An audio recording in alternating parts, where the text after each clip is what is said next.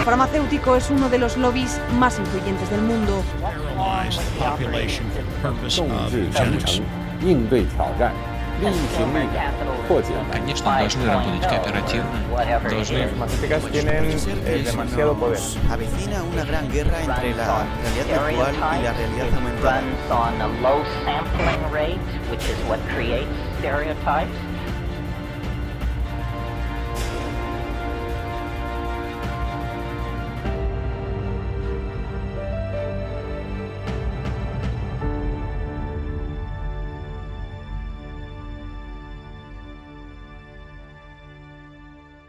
Hola, ¿cómo están? Bienvenidos nuevamente a esta nueva edición de Humo y Espejos. Hoy vamos a empezar con un tema tabú, complejo, difícil de hablar, pero necesario para mostrar y debatir de qué se trata. Marcelo, hoy vamos a hablar de los transgéneros, transexual, no la tengo muy clara, así que Azul espero que nos pueda aclarar un poco el tema. Bueno, la idea es hablar de un tema que, como vos decís como recién decías, es bastante delicado, como todos los que venimos tratando en esta columna de por sí, ¿no?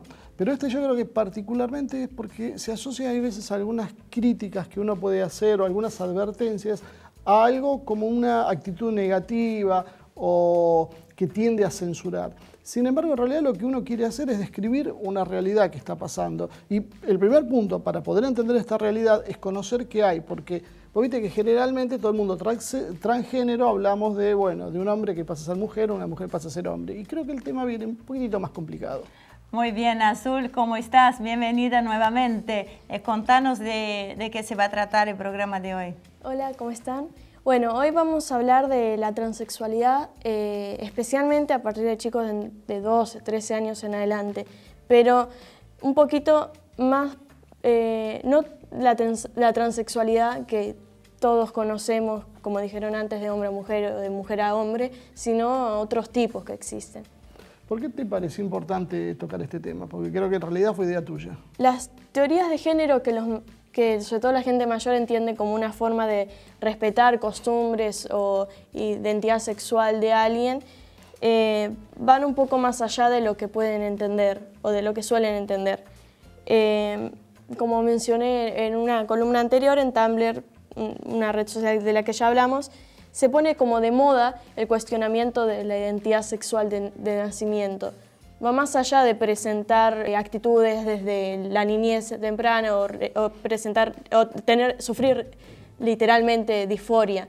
Es simplemente cuestionar por cuestionar. ¿Por qué lo decís de esta manera, digamos? Porque hoy, sobre todo en Estados Unidos, que es de donde nace todo esto, en Estados Unidos es como una forma de ser más que un chico de 13, 14 años. Es como hace unos años eran los vloggers. Es casi una moda así, porque como ya vamos a ver un poquito más adelante, va más allá de algo realmente profundo. ¿Esto afecta a mucha gente o es un problema tan minoritario como parece? Porque muchas veces cuando uno ha tocado estos temas, en general la respuesta es, bueno, pero esto es 1 en 1.000.000, casi no existe, pero por lo que vos me estás contando parece que no es tan limitado como parece ser.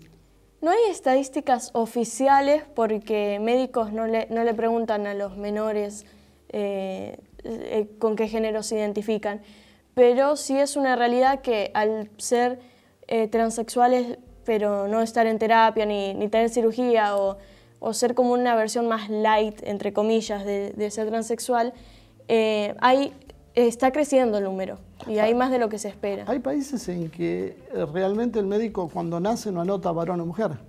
Sí, y también hay gente que lo critica, pues dice que es una asignación de género eso. Azul, perdón mi expresión, pero a veces no puedo salir de mi asombro. Decime, ¿qué diferencias hay entre transexual y transgénero? Esto voy a leer las definiciones porque son bastante complicadas de seguir. La transexualidad se considera como identidad no cisexual que define la convicción por la cual una persona se identifica con el género opuesto al impuesto según su sexo biológico. Ser transgénero se considera como el hecho de que la identidad de género de una persona no se corresponda con el género asignado a uno deliberadamente. Es decir, que tu identidad de género difiera de la que te imponen los demás por tu imagen exterior. Identidad cisexual, que define la convicción por la cual una persona se identifica con el género opuesto al impuesto según su sexo biológico. ¿Y qué tipo de transexuales existen? Perdón, y aclárame también qué es eso de cisgénero que nombraste al pasado. Yo creo que mucha gente se quedó afuera. Cisgénero es la persona que mantiene su identidad sexual o su género que le fue asignado al nacer. O sea, un hombre, que nació hombre y sigue siendo hombre, es un hombre cis. Ahora, si ese hombre se hiciera mujer, entonces sería transgénero, no sería cis. Espero que quede claro. ¿Y ahora qué tipo de transexuales existen? Bueno, aparte de los hombre a mujer y mujer a hombre, voy a nombrar algunos que son llamados géneros no normativos porque salen de la norma de hombre y mujer. Agénero, que no se identifica con ningún género. Andrógeno, alguien cuyo género no es evidente, ya sea porque está entre dos géneros o los rechaza enteramente. Intergénero, su identidad está entre dos géneros o es una combinación de estos. Género fluido, género cambia dependiendo del tiempo o la situación. Demigénero, se identifican con un género solo parcialmente. Pangénero, está compuesto por más de un género. Trigénero, ni masculino ni femenino, pero tampoco andrógeno. Inventan su propio género. Estos son algunos de los que me parecieron interesantes para comentar, porque son completamente reales y hay gente que se identifica con él. O sea que entonces hay que olvidarse de la idea de hombre a mujer o mujer a hombre. Es una cosa bastante más complicada. Sí, como te lo suelen decir, es infinita la cantidad de géneros que pueden existir porque cada uno puede identificarse de la manera que sienta. ¿Y a qué edad empieza este proceso? Y algunas personas creen que a los 2, 3 años ya se puede identificar cuando un chico muestra señales de ser transexual. Muchos padres lo notan en sus hijos y van a buscar apoyo en psicólogos, y hay psicólogos que apoyan esto de pensar que un nene tan chiquito es transexual, pero después hay otros que sí lo apoyan y que esos son los que después lo empiezan a ayudar al nene a transicionar. Azul, ¿y quién determina el sexo o el género de un menor? Bueno, hubo una noticia de una pareja de lesbianas que criaban a su hijo sin estereotipos de género. No lo dejaban jugar con muñecas, lo vestían con ropa de mujer y de hombre indiscriminadamente. Y en la entrevista una de las madres, comentando, riéndose, decía que al chico no le gustaba mucho ponerse las polleras o los vestidos, pero que se los ponía igual porque le gustaba cómo le quedaban. Muy bien, Azul, muchísimas gracias. Bueno, seguimos con otros temas la semana que viene. Gracias, nos vemos. Muy bien, Marcelo. Realmente es algo, bueno, que va tomando color, que va tomando su forma, y espero que el público entienda qué es lo que realmente queremos mostrar con esta columna. Sí, yo creo que está quedando bastante claro en ese aspecto. Que queremos mostrar realmente la diversidad y la profundidad que tiene el tema. Que a veces uno cuando discute esto se reduce a, bueno, cada uno tiene derecho a hacer lo que quiere de su vida, es un hombre, una mujer, o que se puede estar en el cuerpo equivocado. No, la cosa es infinitamente más compleja que esto, y se sigue haciendo compleja a medida que pasa el tiempo. Si uno esto lo ve en términos políticos, sobre todo geopolíticos, uno podría decir que esto también es una muy buena forma de entretener a la población en discusiones que tal vez no sean relevantes, pero sí sirven para que la inmensa mayoría de la población sea sometida permanentemente a ajustes mientras nosotros estamos hablando de estas cosas. Pero pese a eso, creo que hay que conocer el tema. Muy bien, los llevamos a un pequeño corte y enseguida estamos con nuestro invitado y el tema central del programa de hoy.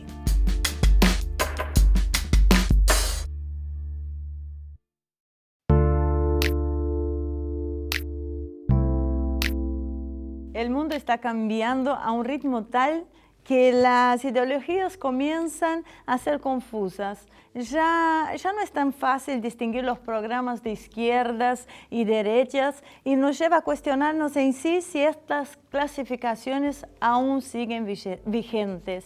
En el programa de hoy vamos a tratar sobre ese tema y nuestro invitado es Carlos Raimundi. Para mí, un gran pensador, analista internacional y una larga lista en su trayectoria, quien va a poder aclarar muchos temas y muchas dudas que hay sobre estos conceptos actuales. Pero antes de llevarlos con él, los invito a ver la primera parte del informe que les preparamos.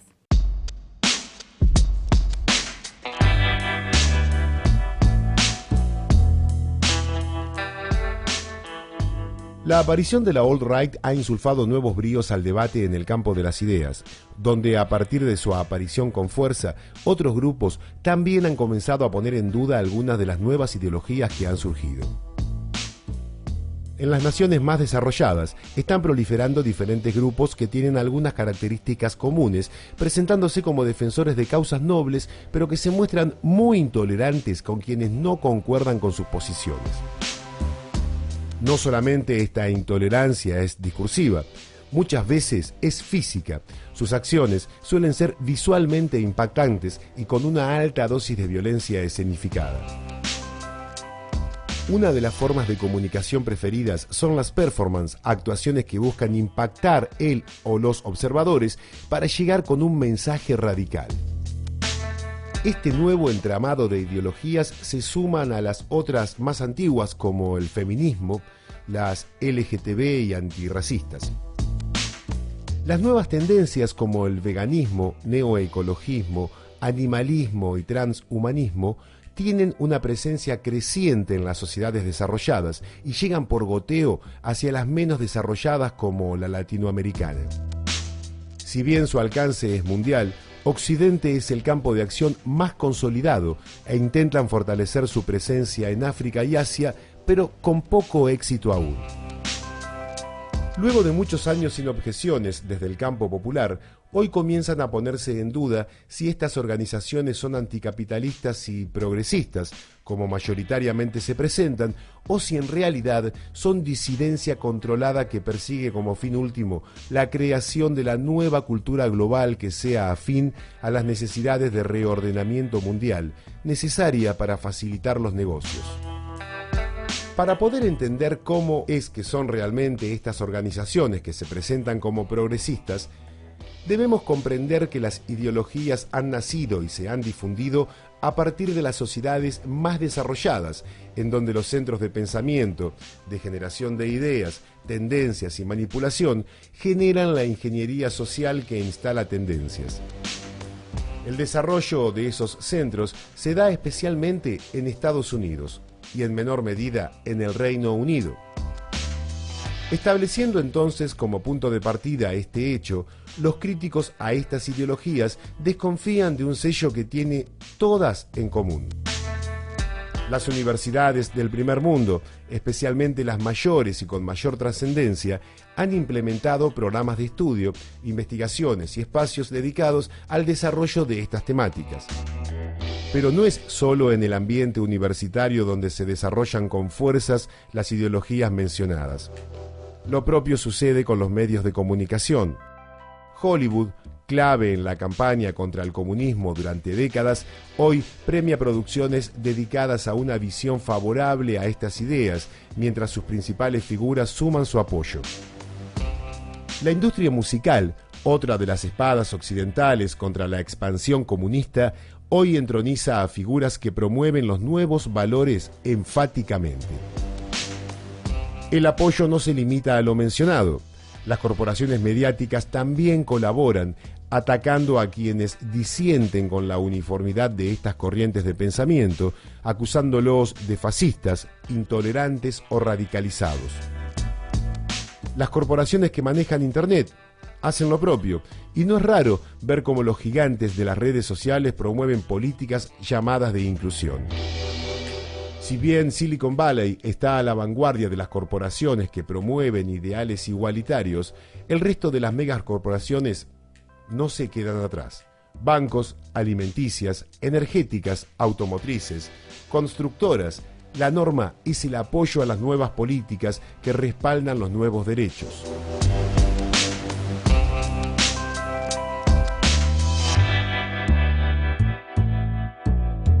Carlos, bienvenido, gracias por estar nuevamente con nosotros. Gracias a ustedes y como siempre, para mí es un gusto, pero además casi un deber, digamos, estar acá por todo lo que aporta este programa. Yo te decía a vos, Ivonne, y a Marcelo, todo lo que aportan a una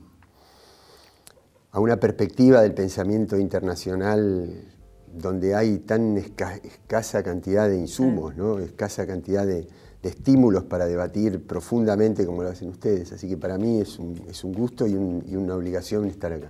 Muchísimas gracias. Bueno, hoy vamos a tocar justamente un poco de temas que entre ellos involucran los medios de comunicación, ¿no? Porque los medios nos presentan a los líderes políticos como de izquierda, centro, derecha.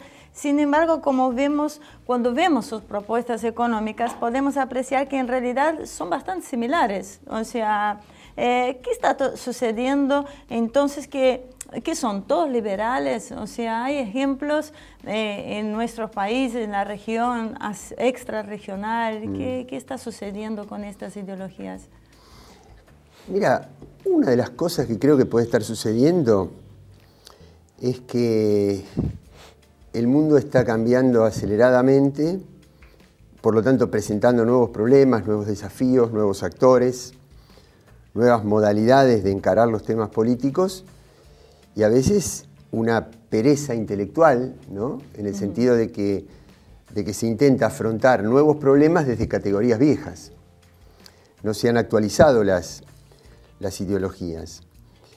El otro problema, que me parece que esto que yo decía recién está inmerso en otra cosa más profunda, que es nuestra colonización cultural. En Occidente en general, pero en particular en la periferia de Occidente, en América Latina, nosotros somos herederos de las doctrinas liberales, eurocéntricas, más específicamente anglosajonas, aunque también latinas, ¿no?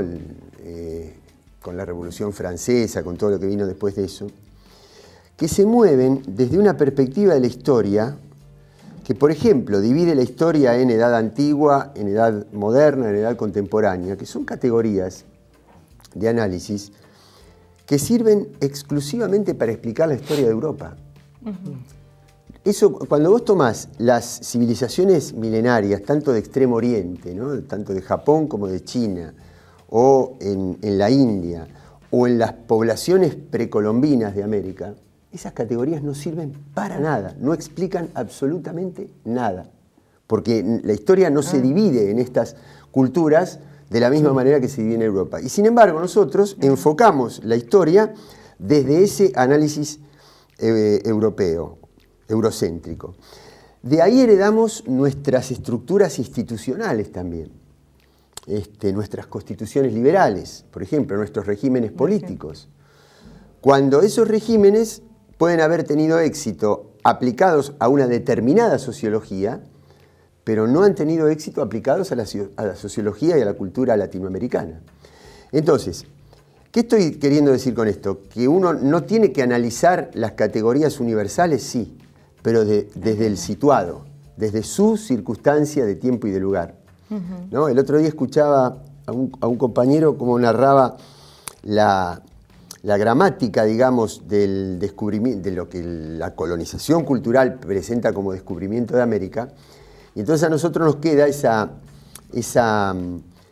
frase, ese símbolo, cuando creo que es Rodrigo de Triana que plantea tierra, tierra, porque él avista la tierra americana desde el barco. Cuando visto desde la perspectiva nuestra, la gramática tendría que haber sido carabelas, carabelas, ¿no? Sí, es decir, clarísimo. había que mirarlo de acá, no de allá. No, de Pero allá. nosotros todo lo miramos desde allá para acá. Entonces, no vamos, ya de por sí estamos condenados si no rompemos ese cerco cultural, ese cerco de colonización de nuestro lenguaje, de nuestro sentido, de nuestras categorías. Después, las categorías, ahora ya viniendo más para acá, ¿no? Las categorías europeas están, primero, nunca sirvieron en América, y mucho menos en países como la Argentina, por ejemplo, donde sus grandes fuerzas políticas no vienen de las categorías ideológicas internacionales, vienen desde los movimientos sociales internos, ¿no? No es, por ejemplo, yo creo que uno de los países que más se parece a las ideologías europeas es Chile. Chile sí tiene una derecha, tiene una izquierda, tiene un partido cristiano, tiene un partido conservador, tiene socialismo. La Venezuela del punto fijo era ¿no? Tenía un partido social cristiano muy grande y un partido socialdemócrata muy grande, a la europea. Argentina, Brasil, Uruguay, Bolivia, Paraguay, ninguno de Perú con el aprismo, ninguno de nuestros países, del resto de nuestros países. El denostado populismo. Claro, bueno, después hablamos del populismo, que me parece una categoría muy importante. Ahora, vamos a Europa. Cuando Europa pasa de ser, después de la guerra, la región más devastada del continente, y en 30 años se transforma en la región más cohesionada socialmente, no digo la que lidera, porque la superpotencia era los Estados Unidos en Occidente, pero que también es otra categoría, ¿no? A rever. Muy relativa, por supuesto, sí, sí. La de Occidente y Oriente, ¿no? Bueno, pero aquella Europa tenía una forma de integrarse con un sentido de lo social muy fuerte. Por eso se integró. Desde luego que Europa se pudo integrar socialmente, gracias, es decir, pudo convertirse en un centro de mucho desarrollo gracias al precio que pagábamos en el subdesarrollo. Es decir, para mí nunca el subdesarrollo es una etapa del desarrollo. Yo reniego categóricamente de la categoría de países en vías de desarrollo, porque eso si no parecería como que vos, cumpliendo determinadas etapas, vas a llegar alguna vez, pero resulta que vos cumplís esas etapas, pero la brecha se amplió tanto que el desarrollado está mucho más arriba, entonces nunca llegás. Entonces, para mí el subdesarrollo no es una etapa hacia el desarrollo. Para mí el subdesarrollo es el precio que pagamos para el desarrollo de ellos. Sí, hay una transferencia de riquezas desde el subdesarrollo hacia ese desarrollo. Inversa. Desde los que menos tenemos, le seguimos dando riquezas. La crisis del petróleo fue eso. Eran países que deberían haber recogido la riqueza por el aumento del petróleo y, sin embargo, en lugar de utilizar esos recursos para desarrollarse, los transfirieron al mercado financiero del norte y consiguieron ampliar la brecha tecnológica entre el norte y el sur. En lugar de financiar nuestro desarrollo, financiamos la revolución tecnológica de ellos. No, por eso yo creo que su principal habilidad fue convencernos de que nosotros somos subdesarrollados por mérito propio y implantarnos por ahí una ideología donde ellos te dicen, hagan lo que nosotros no hicimos. Porque cuando uno ve los modelos de desarrollo de todos los países, hicieron exactamente lo contrario a lo que nos predican a nosotros. Y nosotros insistimos una y otra vez con la misma fórmula y una y otra vez con los mismos resultados. Sí, completamente de acuerdo. Mirá, Marcelo, sin ir más lejos, primero Kant, finales del siglo XVIII, a caballito un poquito del XIX, luego Hegel, principio del siglo XIX, eran contemporáneos de Bolívar y San Martín. Y sin embargo, tanto Kant como Hegel, cuyo racionalismo, herencia del racionalismo cartesiano, nosotros heredamos como fuente de nuestra cultura, decían que los sudamericanos, pero lo decían textualmente, somos infrahumanos. Y eran contemporáneos de Bolívar, que luchaba por la liberación del continente, y de San Martín, que trató de unirse para conseguir unir el proceso andino con el proceso de la Gran Colombia y generar un proceso único en América hispana. Bueno, decían que éramos infrahumanos y que había que desterrar la población originaria de nuestros continentes para civilizarlos con la inserción de población europea. Eso lo hereda Alberdi después, en las bases de la Constitución argentina, que en uno de sus artículos plantea lisa y llanamente que la fuente de nuestra civilización será la inmigración europea, no cualquier inmigración, la inmigración europea. Pero volvamos entonces a Europa. Cuando Europa consigue con ese sentido social integrarse y construir un modelo que fue ejemplo para nosotros en esa etapa, fue una referencia el modelo de integración europea, los países europeos querían entrar a la Unión Europea. Cuando Europa interrumpe ese proceso social y pasa al modelo de integración financiera, es decir, le dice a los países que para poder integrarse al euro tenían que cumplir metas estrictamente monetarias, es decir, metas de inflación, de déficit y de endeudamiento. Entonces, cuando vos aplicás metas estrictamente financieras a países que tienen desarrollos tecnológicos, culturales, productivos, completamente asimétricos, Sí. los más altos la pueden cumplir, pero para que los más bajos la puedan cumplir, tienen que o hacer ajuste social o endeudarse más. Entonces, Europa, de ser una región muy cohesionada, empieza a dividirse entre ricos y pobres, dentro de la misma Europa. Entonces, este modelo financiero del capital financiero neoliberal, que en un primer momento solamente atacaba a las regiones periféricas, a nosotros, al Asia, al África y demás, empezó a comerse sectores de los propios centros de poder. Es decir, convirtió en centro-periferia también a los centros de poder. Por eso tenemos países tan empobrecidos en Europa y tenemos tanta pobreza estructural en los Estados Unidos mismos. ¿No? Entonces, esas ideologías no sirven más. Bueno. Permitidme 2 ejemplos más. Sí. Cuando se producen los atentados a las Torres Gemelas, y Bush dice, primero le pide a Naciones Unidas, autorícenme a intervenir Irak y Afganistán. Cuando Naciones Unidas le dice que no, dice, bueno, lo intenté hacer por el derecho, si el derecho internacional no me autoriza, lo hago solo, por la fuerza. Muy bien, eso volvió a dividir Europa, porque él tiene la alianza entre un partido de izquierda, entre comillas, que era Tony Blair. La alianza era Bush, Aznar en España y Tony Blair en Inglaterra. Es decir, Aznar de derecha en España, Tony Blair laborista en Inglaterra, digamos de izquierda, Bueno. comparado con el resto, ¿no? De origen laborista. De origen laborista. De origen marxista-laborismo. El laborismo es un partido de origen marxista. Ah, Lisa y llanamente marxista, ni siquiera socialdemócrata, Sí, marxista. sí, marxista. Bueno, Tony Blair. ¿Quién se le opone? Gerhard Schröder, que era canciller de Alemania, de centroizquierda, y Jacques Chirac, que era el presidente de Francia, que era de derecha. Quiere decir que la alianza de Bush era uno de izquierda y uno de derecha. La oposición a Bush era una izquierda y una derecha. Esto quiebra las categorías de izquierda y de derecha en Europa. Y después tenemos la crisis del mundo financiero, que estalla en el 2008 con Lehman Brothers. Sí, sí. Entonces, ahí la crisis se encuentra en España gobernando a Rodríguez Zapatero. Rodríguez Zapatero, del Partido Socialista, no le da respuesta, votan de nuevo votan a Rajoy. Y en Francia gobernaba Sarkozy, de derecha, no tiene respuesta, votan a Hollande. La cuestión es que ni la derecha española, ni la izquierda española, ni la izquierda francesa, ni la derecha francesa encuentran salida. ¿Por qué? Porque los dos ya habían pasado a formar parte del mismo sistema totalmente agotado de democracia liberal. ¿Por qué digo sistema agotado? Porque nadie puede decir que en Europa no se vota. En Europa funciona el sistema parlamentario, funciona el sistema institucional, no hay límite a la reelección. En los regímenes parlamentarios republicanos de Europa no hay límite a la Merkel, 20 años. Sí, sí. Thatcher duró 11 años, Mitterrand estuvo 2 periodos de 7 y así sucesivamente. Kohl en Alemania. Bueno, entonces, la gente votó. Y el sistema político generó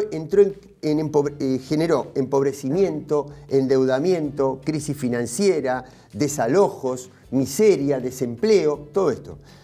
Ahora, vos entonces decís, acá hay una voluntad popular que no votó eso. Y una decisión política que generó eso. Entonces quiere decir que la relación entre la voluntad popular y la decisión política está cortada. Ese sistema no funciona. Se vota para una cosa y la decisión política hace lo contrario. Entonces hay un sistema agotado. Hay un sistema agotado en su modo de acumulación, y cuando hay agotado un sistema en su modo de acumulación que ha generado una desmesura en el enriquecimiento, en la concentración de la riqueza tan grande que no puede generar ningún horizonte de esperanza en nadie, absolutamente en nadie, también quiere decir que está agotado el sistema de representación que lo sostiene. Pues yo no puedo decir que está agotado el modo de acumulación y seguir creyendo que es legítimo el modo de representación, porque por este modo de representación se llegó a esta locura. Quiere decir que eso no sirve más. Hay que pensar nuevas categorías, nuevas instituciones, nuevas ideologías. A eso voy. Y es la última pregunta de este blog.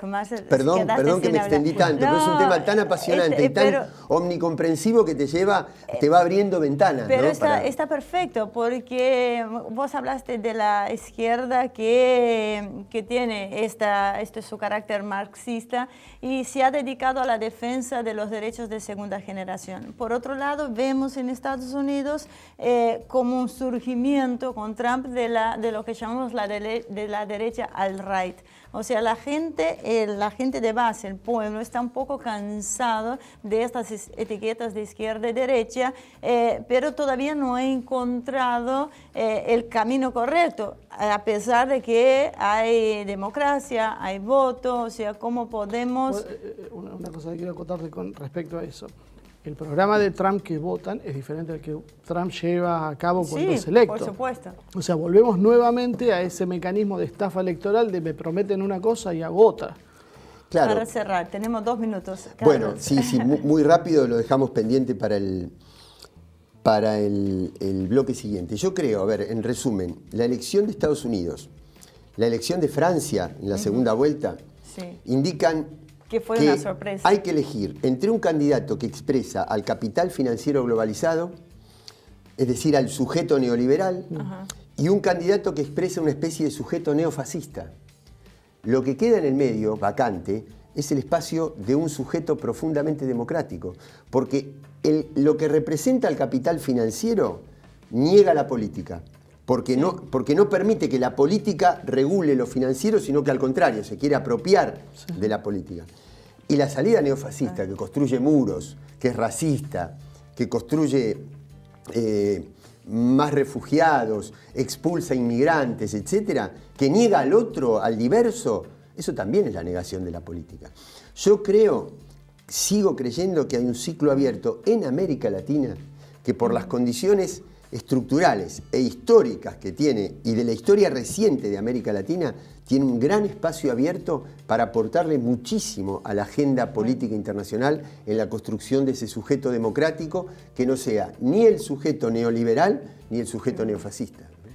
Muy bien, tengo una pregunta que no la voy a dejar picando, pero te la voy a hacer en el próximo bloque. Ahora tenemos que ir a un pequeño corte, así que no se vayan. Enseguida regresamos.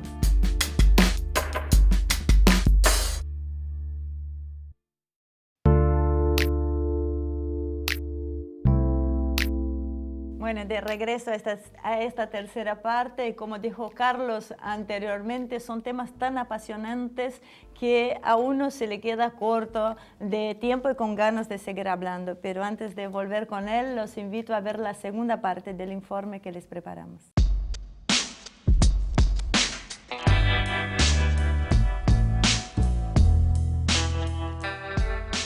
¿Son estas nuevas tendencias anticapitalistas, antisistema?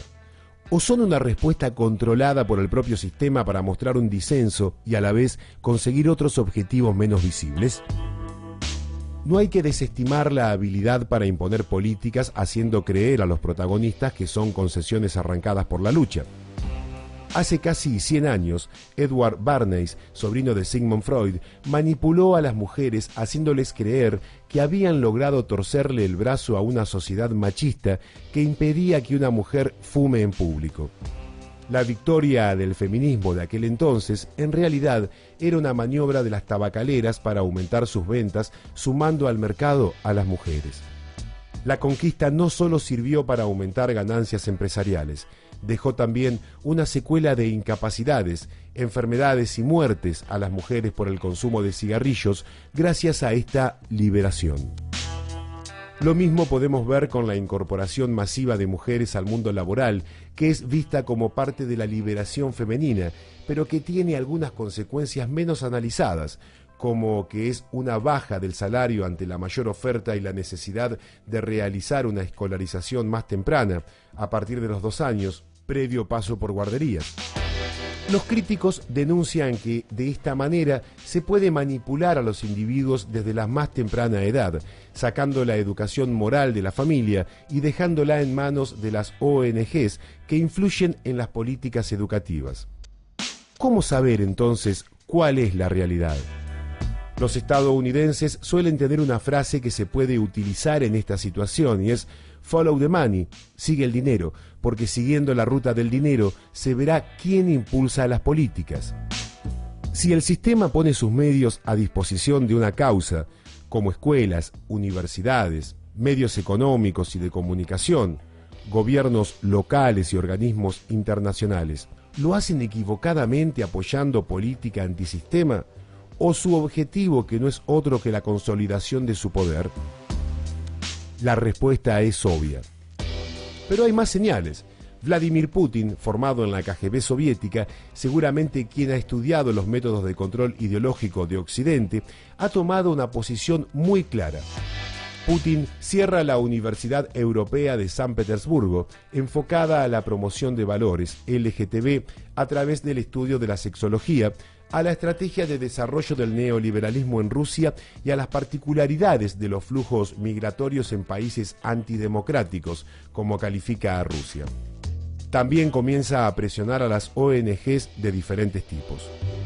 Putin ha decidido restablecer los valores eslavos tradicionales, donde la Iglesia Ortodoxa es un valor central. Los rusos se manifiestan como creyentes en el más del 75%, y hasta el Partido Comunista de la Federación Rusa, el segundo en importancia, luego del oficialista Rusia Unida, ha comenzado a incluir entre sus miembros a creyentes, y al patriarca Kirill, cercano a Putin, se ha encontrado con Francisco, rompiendo 10 siglos de distanciamiento. ¿Por qué entonces hostilizar a otras manifestaciones cristianas como los Testigos de Jehová y algunas iglesias evangelistas, exigiéndoles autorizaciones? Porque la inteligencia rusa las vincula con agencias de inteligencia occidentales que las utilizan como fachada para utilizarlas cuando sea necesario como elemento desestabilizador. Algo similar ha realizado Viktor Orbán, líder de Hungría, que ha cargado contra la Universidad Centroeuropea, fundada por George Soros, para restarle influencia al magnate Soros y su entramado de ONGs. Se está craneando una subcultura superficialmente antisistema que fija valores extremadamente individualistas, recubierta de una propuesta multicultural superficial que toma apenas aspectos ornamentales populares, pero rompen con las idiosincrasias nacionales, permitiendo crear un hombre sin identidad, débil psicológicamente y pasible de ser influenciado por una cultura global que se adapte al nuevo rediseño que necesita el capitalismo financiero globalista para desarrollarse. Este cambio de estrategia ha descolocado a los sectores populares que se encolumnan muchas veces dentro de los intereses globalistas presentados como progresistas, pero que son en realidad un caballo de Troya.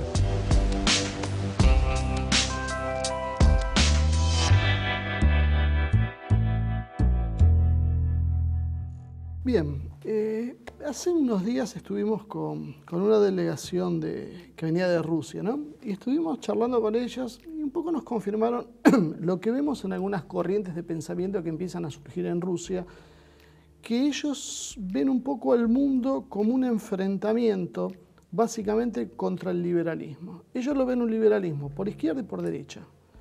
Y lo que ellos hablan es un poco algo, Rosa, lo que vos hablabas de ese pensamiento racionalista occidental que entra en crisis.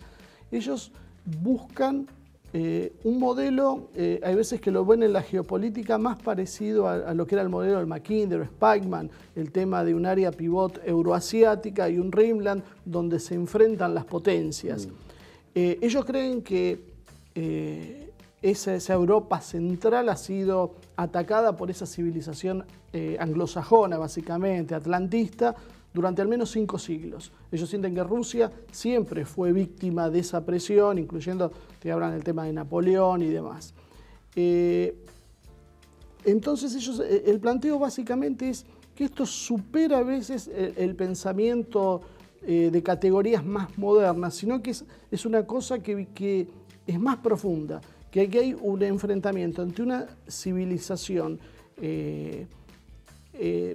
central de la tierra que rescata sus valores tradicionales y que afianza al hombre como una comunidad, y una civilización insular que es la que intenta desestabilizar esa región, y que esto se va transformando y va tomando distintos matices de acuerdo a cómo van pasando las etapas históricas. Sí, mira, yo el riesgo que le veo a eso es volver a una interpretación donde alguien se sienta el centro del mundo. Yo soy más amigo, digamos, esta cuestión de defender el sentido de pertenencia a una comunidad, etcétera, lo valido cuando el enemigo es el capital financiero, sí, no cuando el enemigo es otra pertenencia territorial. ¿Por qué? Porque si no, lo transformo en el corazón del mundo, ¿no? Y con el riesgo de la invasión de las periferias. En definitiva, eso fue lo que justificó los nacionalismos en la Primera y Segunda Guerra Mundial. Es decir, Europa se tiene que defender de tanto la corriente internacionalista soviética como la corriente internacionalista del capitalismo de los Estados Unidos. Pero con el agregado, desde el punto de vista de Hitler, de que ambas estaban gobernados por el capital judío, y por lo tanto ahí le metió la cuestión racial, además de la cuestión política. Sí, ¿no? Pero en ese caso vos tenías un pensamiento nacionalista que estaba apoyado por los grandes capitales financieros. Lo que hoy te plantean es algo independiente de esos capitales, porque precisamente esos capitales los ven como el gran enemigo a detener, ese capitalismo global financiero que es el que arrasa con las identidades y con De hecho, es la puja que hay el mismo Estados Unidos hoy, en la lucha entre el capital globalista financiero y los nacionalistas. Si uno profundiza un poco, ellos tampoco lo ven a través de las nacionalidades, sino de las regiones. Bueno, no, por eso, si uno ve, o sea, si vos me preguntás si mi sueño sería compartir la idea de un sujeto universal, sí. Ahora, un sujeto universal que reconozca distintos centros de poder, distintas regiones. Bueno, eso es básicamente el planteo que lo diferencian del globalismo, que construye ese sujeto universal igual para todos. Sí, claro, pero la trampa es que está sostenido por el capital financiero, no por un sentido de pertenencia.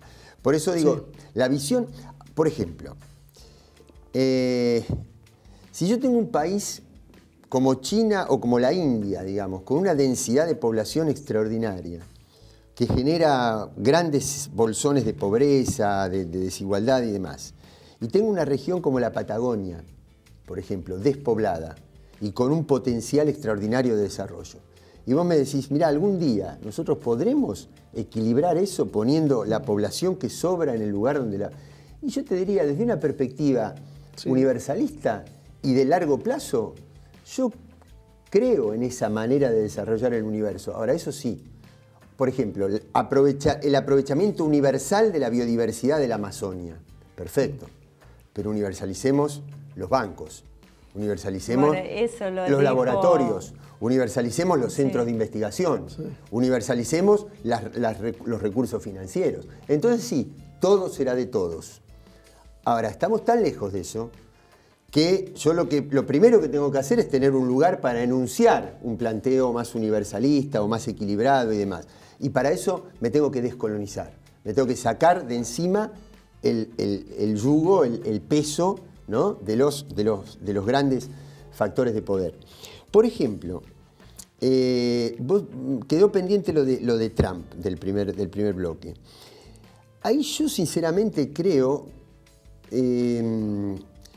no solamente lo creo, he escuchado inclusive compañeros del campo popular que de buena fe, bien intencionadamente, han visto con buenos ojos algunas de las políticas de Trump. Por ejemplo, las políticas proteccionistas que frenaron los acuerdos de libre comercio. Pero lo han visto de una manera, a mí me parece, insuficiente y un poco insustancial, como viendo en Trump una especie de retorno al keynesianismo. La verdad, yo creo que el keynesianismo fue un modelo de época, no porque yo no crea en recuperar las fuentes de empleo, la dignidad, cierta estabilidad en la proyección de vida de los trabajadores, en eso sí creo. pero creo que las instituciones tienen que repensarse también, porque el keynesianismo representó, o mejor dicho, tenía un contexto de época, ¿no?, donde los grados de desarrollo, los niveles, los modos de producción se adaptaban, digamos, a un sistema mano de obra intensivo que podía generar eso. Hoy los adelantos tecnológicos hablan de una nueva perspectiva. Por lo tanto, esa dignidad del trabajador hay que conseguirla por otros caminos, desde los mismos valores filosóficos, pero adaptándose a nuevos caminos. Bueno, eso es una de las cosas que creo que no se están viendo. No los están viendo ni siquiera las organizaciones sindicales. No ven que realmente el avance tecnológico está eliminando el trabajo, o sea, lisa y llanamente. Sí, pero por un lado, claro, pero por un lado elimina el trabajo. O sea, vos tenés un mundo paradójico hoy, porque vos tenés un mundo que en parte está sobreexplotado y en parte está desocupado. Sí, pero elimina el trabajo. Para el 2020 ya habíamos hablado con Ariel Basteiro el año pasado, que hicimos un programa especialmente sobre eso, que para el 2020 se va a perder el 50% del trabajo tal como lo conocemos hoy y no se va a reemplazar en la misma categoría. Déjame terminar un solo segundo. En Brasil, por ejemplo, Temer aprobó una ley absurda donde las horas laborales son 12 horas. Por un lado tenemos 12 horas. Claro, 12 horas de trabajo. Bueno, pero porque acá hay un problema malentendido, que es que los avances tecnológicos son para todos. No, bueno, son para una minoría que los paga. Ahí no está la base. A veces una cosa. Hay una fase, una etapa del capitalismo que planteó una determinada jornada de trabajo. Sí. Hay otra etapa del desarrollo económico, porque yo te digo, ¿y por qué tiene que ser universal? ¿Y por qué tiene que ser eternamente legítima una jornada de 8 horas y no de 3? Sí. ¿Por qué? ¿Quién dijo? Al contrario, si yo creo que puedo generar una manera de desarrollar la felicidad del ser humano, porque en definitiva, si la política no tiene por objeto la felicidad, o por lo menos mejorar los instantes de felicidad. El problema que es el que toma las decisiones lo hace para acumular. Entonces, esa plusvalía que te genera la tecnología, se la apropian y no te la dan. Entonces vos trabajas 8, 10, 12, 15 horas y nunca es suficiente. Pero por eso, porque pero vos decías, Iván, ¿cómo hacemos vos decías, se va, en el 2020 vamos a tener el 50% del trabajo como lo concebimos. Exactamente. Pero es probable que nosotros debamos concebir el trabajo de otra manera. Sí. Digo, ahora, ¿cómo convencés cuando la población te está diciendo regalaban planes sociales? Y porque está agotado. El argentino no quiere trabajar. Volviendo a ese tema, te voy a hacer una pregunta antes que se nos agote el tiempo. Como extranjera la hago, porque muchas veces los de afuera miran mejor lo que sucede, valoran más, como se dice, si el santo de casa no hace milagro. En el gobierno de Cristina Fernández de Kirchner, yo valoré algo, yo valoro mucho lo que hizo fue el posicionamiento de Argentina en el ámbito internacional y su propia política internacional. Porque ella hablaba de la necesidad de comprender y saber ver el tema de la política internacional, porque tarde o temprano eso afecta a los países. Lo que no sentí fue que muchos de los que acompañaban su gobierno por ahí recién ahora creo que lo están entendiendo, este proceso de entender lo que sucede afuera para ver acá.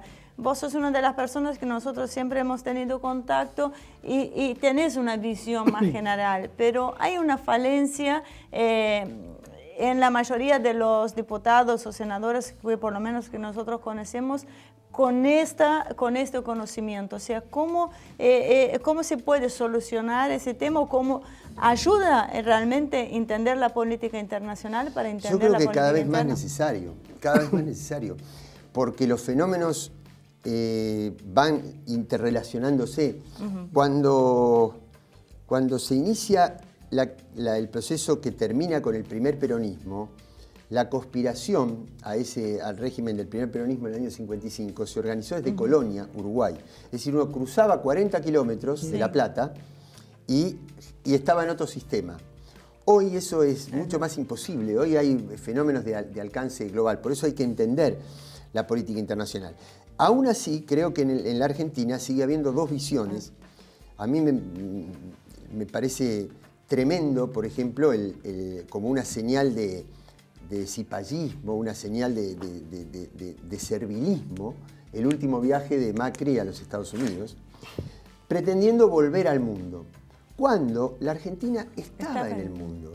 Porque un país que logró el apoyo de la CELAC para su causa anticolonial en Malvinas, que logró el apoyo de toda la comunidad africana, que le propone a Naciones Unidas 9 puntos para poner límites al pago soberano de la deuda de los estados, que se inclina a través de la pertenencia de Brasil al BRIC a un bloque mundial que representa más del 60% del PBI, más del 60% de la población mundial, el área del Pacífico como área mucho más activa que la del Atlántico en este momento de la actividad comercial y del intercambio.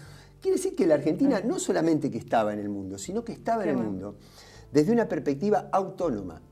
Cuando esta gente, tanto Temer en Brasil como Macri en Argentina, realinean a la región dentro de la órbita del imperio, bases militares, no solo en lo comercial, sino en lo militar, bases militares, DEA, compra de armas, todos ejercicios militares como este que se está por hacer pronto en la Amazonia, con el ejército norteamericano. Cuando vuelve a poner a la región bajo la órbita del imperio, la expone a los mismos riesgos que tiene el imperio. Es decir, al mismo resentimiento internacional, al mismo rencor, al mismo odio y a la misma vulnerabilidad a los atentados de los enemigos del imperio. Pero ¿podemos seguir llamando imperio a Estados Unidos, Carlos? Pero es que no es Estados Unidos como país. Claro, yo creo que por ahí, me gusta más hablar de globalismo, porque me parece que es un sistema internacional que inclusive lo está sufriendo los propios Estados Unidos cuando les deslocalizan las producciones. Sí, también. Yo lo que me refiero es a esos grandes conglomerados financiero, petrolero, armamentista y mediático, que ahora tiene un nuevo elemento que es el judicial, ¿no? Que se internacionaliza también. Eso es verdad. La herramienta de cooptar los sistemas judiciales de nuestros países. A mí siempre me pareció peligroso el tema de los juicios extraterritoriales. O sea, a veces parecía simpático juzgar a Pinochet en el Reino Unido. Sí, mientras lo hubieran jugado a Kissinger también no tengo problema. Ese es el problema. ¿Cómo hacemos nosotros para traer un líder allá? A mí en el año 98, Obama cuando tendría que estar Baltasar rendiendo Garzón cuenta. ordena la detención de Pinochet para meterlo dentro de la lógica de la Corte Penal Internacional, en lo visceral me resultó simpático. Sí. Ahora, porque era un líder, un dictador chileno. Pero esa dictadura de Chile fue financiada por Kissinger. Cuando Kissinger va a dar conferencias internacionales, no lo llama Baltasar Garzón, y si lo llama nadie lo escucha, para detener también a Kissinger, que fue el que financió a través del Departamento de Estado y la CIA ese golpe de Estado en Chile. Es que básicamente lo que estamos haciendo es nosotros mismos entregando lo poco que nos quedaba de justicia. Bueno, por eso.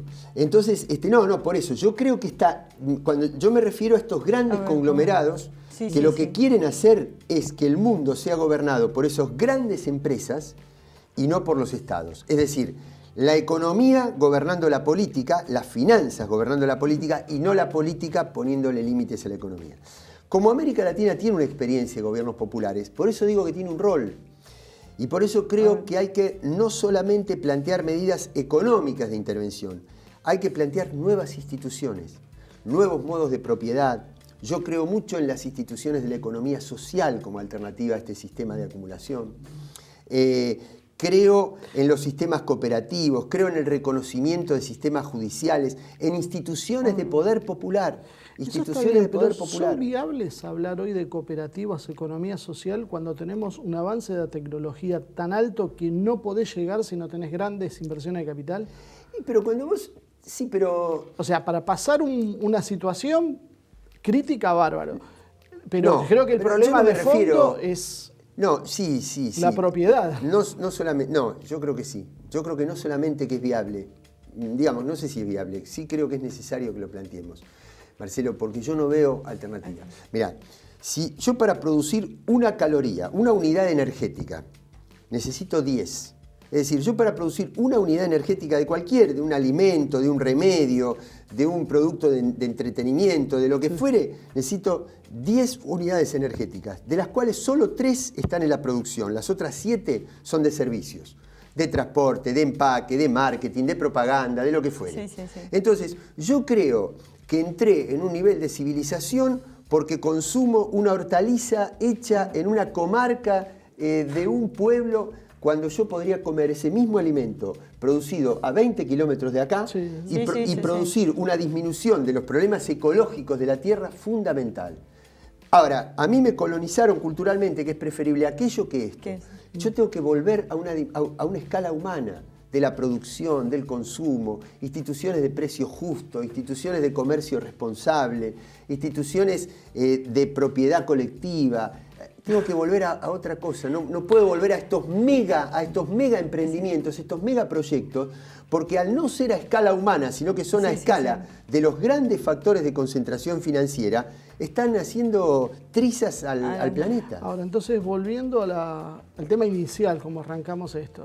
La izquierda hoy se promueve valores que parecen más nacidos de una posición ultraliberal, muy individualista y no colectiva como estás hablando. Y todas las soluciones pasan por lo contrario. Entonces, acá asistimos a un vaciamiento cultural de la izquierda. Claro. Y también fundado ideológico. Y que se ha transformado en una reproductora de esas mismas corrientes ideológicas que bajan del norte.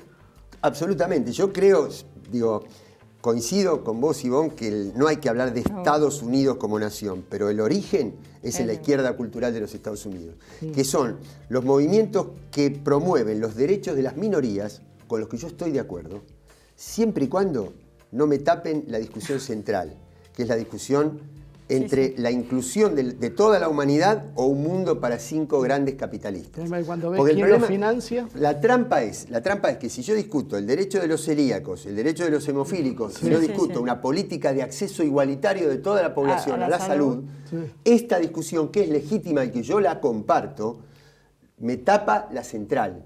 Entonces yo no tengo problema en discutir estas cosas y en apoyar estas cosas, pero que esto no me reemplace la discusión central, que es un sistema justo para toda la humanidad. Es que creo que realmente financian esas ONG precisamente para tapar esa discusión. No caigamos en esa trampa cultural. Vamos a necesitarte de vuelta ahí en el Congreso, Carlos. Bueno, ojalá. Bueno, muchísimas gracias por acompañarnos. Gracias a ti. Siempre quedan cosas pendientes para hablar, pero bueno, seguiremos, si Dios quiere, mejor, adelante. así me invitan otro día. Muchísimas gracias, nos vemos. Gracias. Muy bien, hasta acá llegó el programa de hoy. Como saben, estamos siempre a disposición para responder cualquier duda o comentario en nuestro Facebook, en nuestro canal de YouTube. Así que muchas gracias por acompañarnos siempre y nos vemos la semana que viene con más una edición de Humo y Espejos.